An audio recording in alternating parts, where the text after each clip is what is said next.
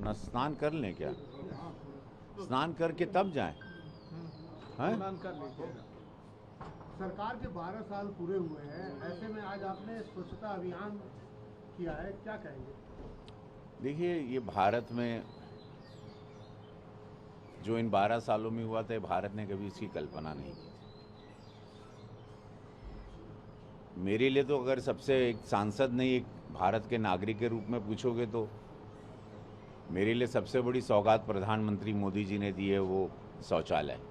क्योंकि मैं ऐसे घर से आता हूँ जहाँ पे शौचालय नहीं था, तो मैंने वो घर की इज्जत को बाहर जाते हुए भी देखा है, और मैंने बिहार, यूपी और भारत के हर गांव इलाके में उनके घर की इज्जत को बाहर जाते हुए देखा।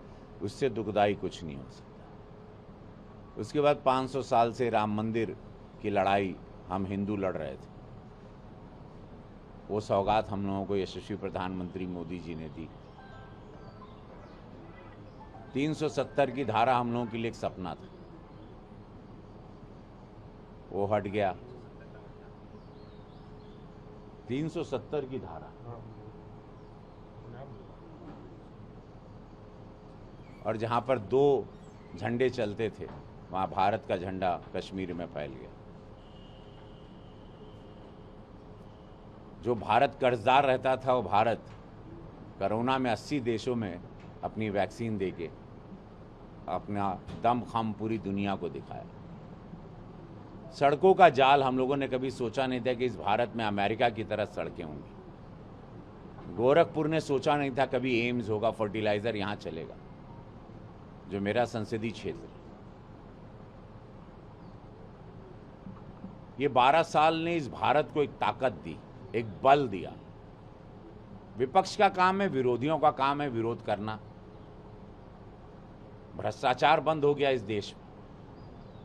बड़े बड़े स्कैम, हम लोग रोज अखबार खोलते थे, सुबह उठते थे तो खाली हम लोग एक कई हजार करोड़ का एक स्कैम सुनते थे, जनता का पैसा, वो बंद हो गया। तो इन 12 सालों ने भारत को बहुत कुछ दिया। अगर सोचिए, अगर यही सोच, यही मोदी जी हम लोगों को आज़ादी के बाद मिलते, यही पूज्य योगी महाराज जी हम लोगों को आज़ादी के बाद उत्तर प्रदेश को मिलते, और ये समय वैसा होता तो हम लोग चाइना से आज 30 साल आगे होते। आज चाइना हम लोगों से 30 साल आगे। तो ऐसी बहुत सारी बातें हैं। तो पूरे भारत में हम सभी भारतीय जनता पार्टी का संगठन सफाई योजना, वृक्षारोपण 21 जून तक, योग दिवस तक मनाएगा। कल पूज्य योगी महाराज जी का जन्मदिन है। हम सभी संगठन के लोग, मैं स्वयं, हम लोग सब वृक्षारोपण करेंगे, एक बड़ा संदेशा देंगे, उनकी लंबी आयु की कामना करेंगे।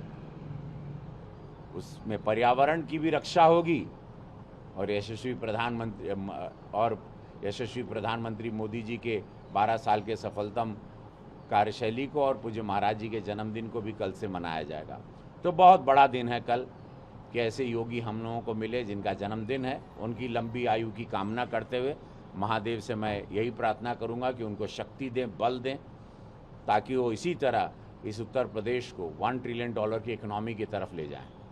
सपा का गढ़ जहाँ है आजमगढ़, वहाँ आतंकी, जहाँ राजभर का कहना है कि सपा के जहाँ भी गढ़ है वहाँ आतंकी ज़्यादा पकड़े जा रहे हैं राजभर के साथ। लखनऊ में जो हत्याएं हुई थी उसमें जो 2 संदीप पकड़े- सिंह उसमें भी वो तो लगातार हमलावर हैं और लगातार अखिलेश यादव पे हमला कर रहे हैं कि जो भी क्राइम हो रहा है वो उनके ही लोगों। देखिए, ये बात तो जनता जान रही, तभी ना मोदी जी और योगी जी को जिता रही है, तभी ना योगी जी अब तीसरी बार जीतने जा रहे हैं।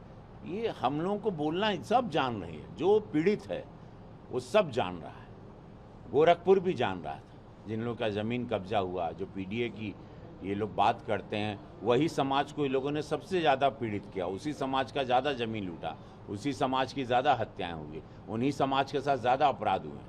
तो सब लोग जानते हैं, तभी वोट कर रहे हैं। भाजपा को वोट हिंदू होने के नाते नहीं दे रहे हैं। विकास, सुरक्षा, व्यवस्था, वो सारे मन में एक जो सनातन विचारधारा का व्यक्ति है, जो लेके पैदा हुआ था कि मेरा देश ऐसा होना चाहिए, वो सारी बातों पर खरी उतर रही है मोदी जी की सरकार।